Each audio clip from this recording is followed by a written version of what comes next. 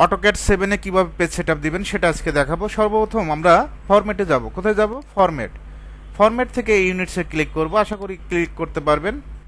Tab থেকে আমরা engineering select করব, প্রিসিশন থেকে 0 ফিট 0 ইঞ্চি, অবশ্যই ইঞ্চি থাকবে, ওকে দেব।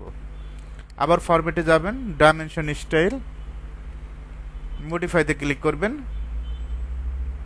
প্রাইমারি ইউনিটস, এখান থেকে ইঞ্জিনিয়ারিং, প্রিসিশন থেকে 0 ফিট 0 ইঞ্চি, টেক্সটে যাব, টেক্সট হাইটটা 6 ইঞ্চি, স্যাম্বল অ্যান্ড অ্যারো, এখান থেকে আমরা যে কোনো একটা নিয়ে নেবেন। অ্যারো সাইজটা, এখান থেকে অ্যারো সাইজটা আমরা 3 ইঞ্চি করে দেব, সেন্টার মার্কটা 1 ইঞ্চি করে দেব। Okay, set current close. ভিউতে যাবেন, কোথায় যাবেন? ভিউ, ডিসপ্লে, ইসিএস আইকন, অরিজিনটা অফ করে দিবেন।